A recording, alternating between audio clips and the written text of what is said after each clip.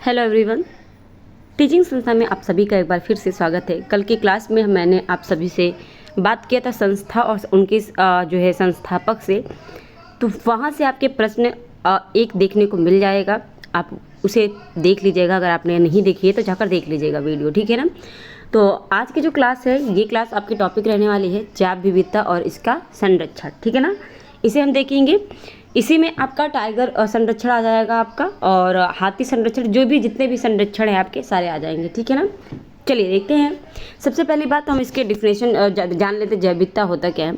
तो प्रकृति और प्राकृतिक संसाधनों के संरक्षण के लिए अंतर्राष्ट्रीय संघ, जिसे आप इंग्लिश में international union for conservation of nature कहते हैं, जिसे IUCN के नाम से जानते हैं शॉर्ट फॉर्म में। तो इसके द्वारा क्या किया जाता है, रेड डाटा बुक में संकटग्रस्त पौधे, पशु प्रजाति और कवकों की सूची में शामिल की जाती है। तो उसमें इस रेड डाटा बुक में किसको किसको ऐड किया जाता है, पौधे होते हैं, पशु होते हैं और कवक की सूचियाँ होती हैं, ये शामिल होती हैं, ठीक है ना। दुनिया भर में 36 हॉट स्पॉट हैं। कितनी हैं? 36। ये पूरा आप ध्यान में रखेंगे कि 36 हॉट स्पॉट है पूरी दुनिया में, ठीक है। और इसमें अगर मैं बात करूं तो 2.4% का भाग क्या है, ये हॉट स्पॉट क्षेत्र है। पृथ्वी की 2.4% भाग पर ये हॉट स्पॉट पाए जाते हैं, ठीक है ना। ये ध्यान में रखेंगे। भारत में 4 जैव विविधता हॉट स्पॉट हैं। कौन कौन से? 1 मिनट। 4 जैव विविधता हॉट स्पॉट है। तो ये आपके कौन कौन से? सबसे पहला हिमालय, फिर पश्चिमी घाट, इंडो बर्मा और सुंडालैंड।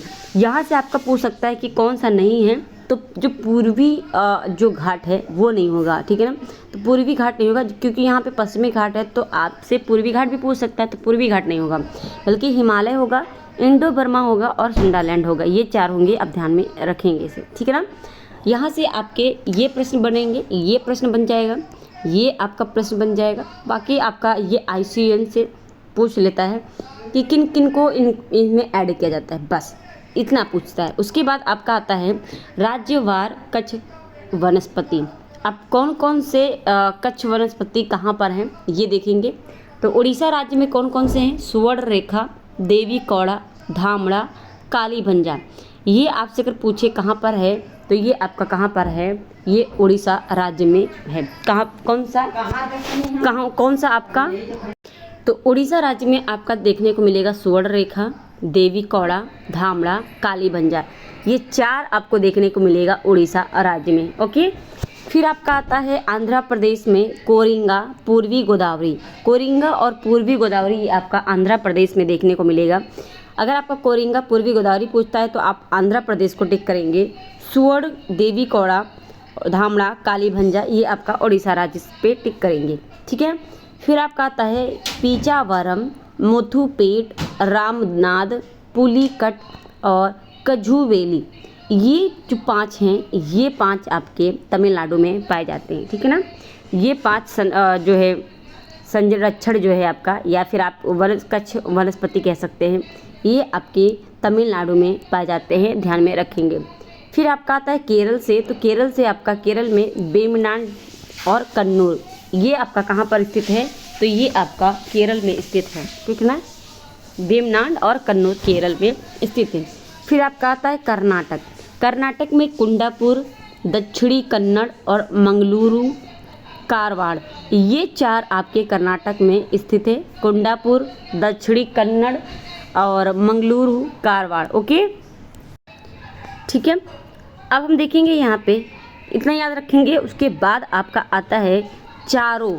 चारों कहाँ पर है? तो ये चारों आपका पड़ेगा गोवा में, ठीक है, इसे ध्यान में रखेंगे।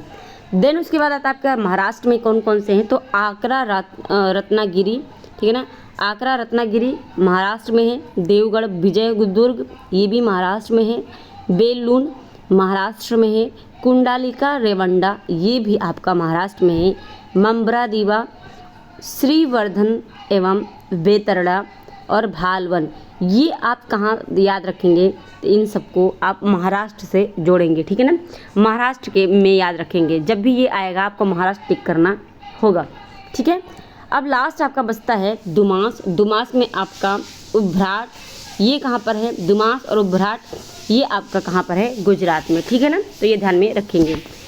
उसके बाद हम बात करें अगर प्रवाल भित्ति की, जिसे आप कोरल रीफ के नाम से जानते हैं, तो मैंने यहाँ पे आपको जो है हाईलाइट भी करके दे दिया है, आराम से आप इसे ध्यान से समझ सकते हैं क्या पढ़ना है क्या नहीं। प्रवाल भित्ति क्या होती है, तो भारत का प्रवाल भित्ति क्षेत्र कितना है, 2383.87 वर्ग किलोमीटर है और इन्हें समुद्र का बरसाती जंगल कहते हैं, ठीक है ना।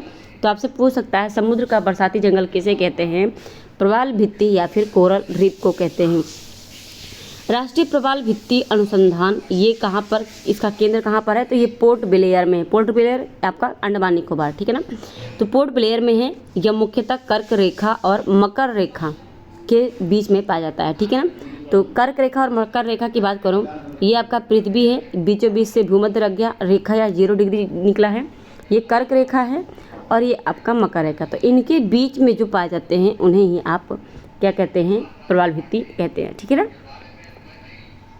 बात करें यहाँ पे प्रवाल भित्ति भारत में, तो भारत में 4 प्रवाल भित्ति क्षेत्र हैं। कौन कौन से, कच्छ की खाड़ी, मन्नार की खाड़ी, लक्षद्वीप और अंडमान निकोबार द्वीप समूह। तो ये आपका भारत है, ठीक है ना, ये आपका भारत है। और यहाँ पे अगर मैं बात करूँ तो ये क्या है, कच्छ की खाड़ी है, ठीक है, ये आपका मन्नार की खाड़ी है और ये आपका लक्षद्वीप है, ये आपका अंडमान निकोबार है। तो इन्हें आप ध्यान में रखेंगे, ठीक है ना। ये 4 प्रवाल भित्ति क्षेत्र हैं, ठीक है।